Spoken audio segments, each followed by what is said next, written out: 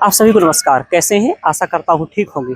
आज हम यहाँ पर हैं, ये यमुना के तट पर सरस्वती घाट है, वहीं पर हम लोग यहाँ पर आए हुए हैं। और मैंने सोचा चलिए घूमने के साथ ही कुछ कुछ भारतीय ज्ञान परंपरा पर, इंडियन नॉलेज सिस्टम पर बताया जाए।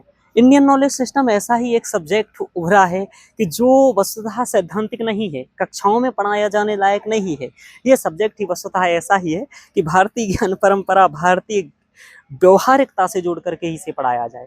और मुझे ये समझ में आया कि इस सब्जेक्ट को पढ़ाने के प्रक्रम में हमें ये महत्वपूर्ण ध्यान देना चाहिए कि हम भारतीय चीज़ों को देख करके ही और भारतीय चीज़ों को ही पढ़ करके कैसे उनका आधुनिक समस्याओं के समाधान में उपयोग कर सकते हैं, इस चीज़ को लेकर के हमें यहाँ पर चलना है।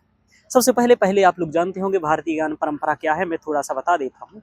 भारतीय ज्ञान परंपरा से अभिप्राय यह है, इंडियन नॉलेज सिस्टम से, कि भारतीय वाग्मय में, यहाँ मैं एक संस्कृत वाग्मय की बात नहीं करूँगा, यहाँ मैं कहूँगा भारतीय सभ्यता में वस्तुतः जो भी ज्ञान सन्निहित है, चाहे वह वस्तुतः उत्तर भारतीय ज्ञान हो या वो सिंधु घाटी सभ्यता कालीन ज्ञान हो, चाहे वो तमिल ज्ञान हो, तमिल साहित्य का ज्ञान हो, संस्कृत साहित्य का ज्ञान हो, कन्नड़ साहित्य का ज्ञान हो, कहीं का भी कोई भी ज्ञान हो, वह भारतीय ज्ञान परंपरा का ही ज्ञान माना जाएगा।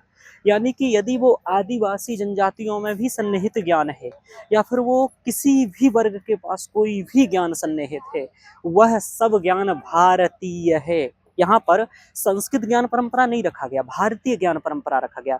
इसके पीछे कारण ही मूल था कि इस भारतीय शब्द में समग्र भारत का ज्ञान समाहित है। अब समग्र भारत का ज्ञान कैसा?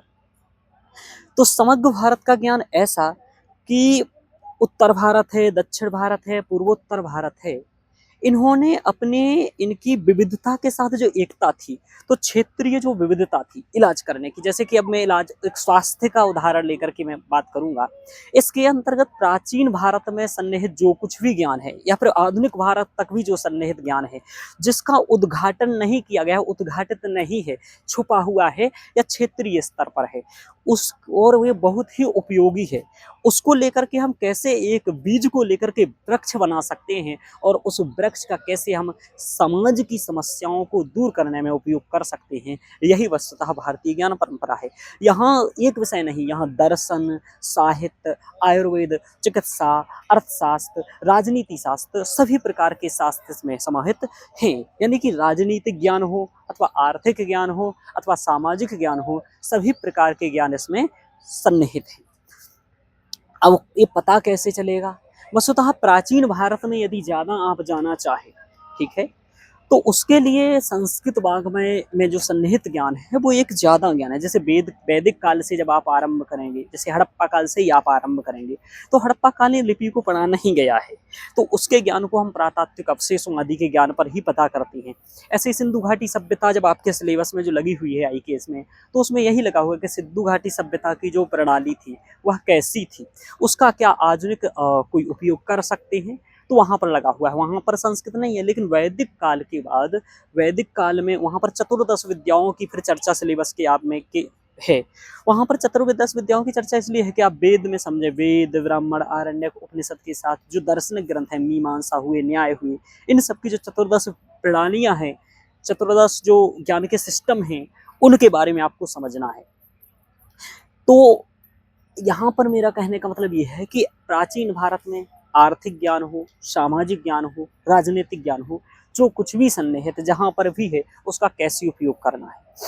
आदिवासियों क्षेत्रों में अपना ज्ञान है, उनकी विविधता है, उसका उपयोग है। तो इसको एक एग्जाम्पल लेकर के चलते हैं आयुर्वेद का। जैसे क्या होता है कि गाँव में किसी का कोई हड्डी जैसे कि पैर में लग जाता है, वो कहीं से गिर गया मान लीजिए ऐसे ही, और ऐसे गिर गया तो क्या करते थे आप गाँव में? देखते हैं हम करते थे कि मान लीजिए यहाँ पर कोई चोट आ गई, तो उस चोट को सही करने के लिए एक वो व्यक्ति होता था, उसके पास जाते थे, वो उस चोट को तेल वगैरह लगा करके, मालिश वगैरह करके उस चटका देता था, मेरे यहाँ बोलती। अब ये क्या है? एक सामान्य ज्ञान है, इसको कोई MBBS डिग्री वगैरह उसने नहीं किया है, और इस तरीके से वो कई प्रकार की, मैंने एक एग्जाम्पल दिया पैर वाला, कई प्रकार की समस्याओं का समाधान करता है, और उसमें कोई बहुत ज़्यादा इन्वेस्टमेंट नहीं है, ना ही कोई साइड इफेक्ट है।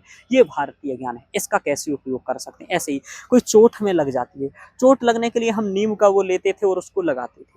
ये क्या है? नीम लगाना। यही वस्तुतः भारतीय ज्ञान परंपरा है। यानी कि ऐसा ज्ञान जो वस्तुतः हम लोग प्रयोग कर रहे थे सामान्य रूप से, जिसका ना ही बहुत कोई साइड इफेक्ट था, ना ही उसका कोई ऐसा था कि भाई बहुत ही कॉस्ट है। उस प्रकार का प्रयोग कर रहे थे, चाहे वह मेडिकल साइंस में हो, चाहे वह सामाजिक परंपराओं में हो, वो है। इसका एक और बताता हूँ मैं, सोशल कैपिटल। सोशल कैपिटल आप जब भारतीय परंपरा में वो होता है कि जब आप शादी होती है, शादी के समय में हम व्यवहार लिखते हैं, यानी कि किसी की लड़की की शादी हुई, हम गए, हमने 100 रुपये लिखाए और चले गए, वो हम उससे मांगेंगे नहीं।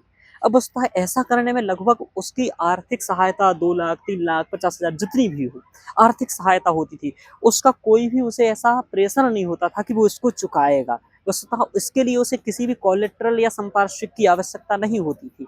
यही यानी कि जब अब ये क्या है, ये है सोशल कैपिटल, सामाजिक पूंजी।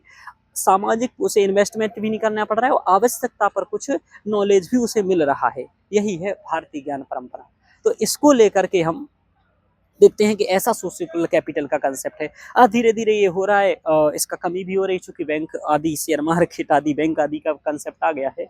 तो वहां पर हमें देखना होता है कि भाई कोलेटरल रखो, फिर आपको पैसा मिलेगा, आदि आदि। लेकिन यहाँ पर ऐसा है कि हम नवीन चीजों को देख सकते हैं, तो उसी को देख करके भारतीय ज्ञान परंपरा प्रकार करना है। आज मैं बताने का प्रयास ये कर रहा था कि भारतीय ज्ञान परंपरा आखिरकार है कैसा। इसमें ऐसा कुछ नहीं है कि बहुत बड़ा कोई ब्रह्मास्त्र हो या बहुत बड़ी कोई चीज हमें खोजनी है। जो हमारे पास ज्ञान संरक्षित है, बुक्स में वो है, या फिर ऐसे ही व्यवहारिक अवेलेबल है और बहुत उद्घाटित नहीं है, उसको बताने के लिए ये आया है। तो आप लोग बताइएगा कि आप लोग इस चीज को समझ पाए कि भारतीय ज्ञान परंपरा क्या है और उसको पढ़ना कैसे है। कौटिल्य अर्थशास्त्र में कई सारे आर्थिक सिद्धांत हैं, सामाजिक सिद्धांत हैं, राजनीतिक सिद्धांत हैं। तो क्या उनका उपयोग हम आज कर सकते हैं? यदि राजनीतिक कर सकते हैं तो वो भारतीय ज्ञान परंपरा का राजनीतिक स्वरूप हुआ। इसी तरीके से हम आर्थिक सिद्धांतों का यदि उपयोग कर सकते हैं तो वो आर्थिक स्वरूप हुआ। यही सब वस्तुतः भारतीय ज्ञान परंपरा में सन्निहित है। तो आज के लेक्चर में हम इतना ही रखेंगे और आप लोगों को बताइएगा क्या समझ में आया, भारतीय ज्ञान परंपरा क्या है। इसके बाद आगे हम लोग इसके सिलेबस को लेकर के और भी कुछ कुछ चीज़ों को लेकर के आगे आएंगे। तो आज के लेक्चर में इतना ही। धन्यवाद।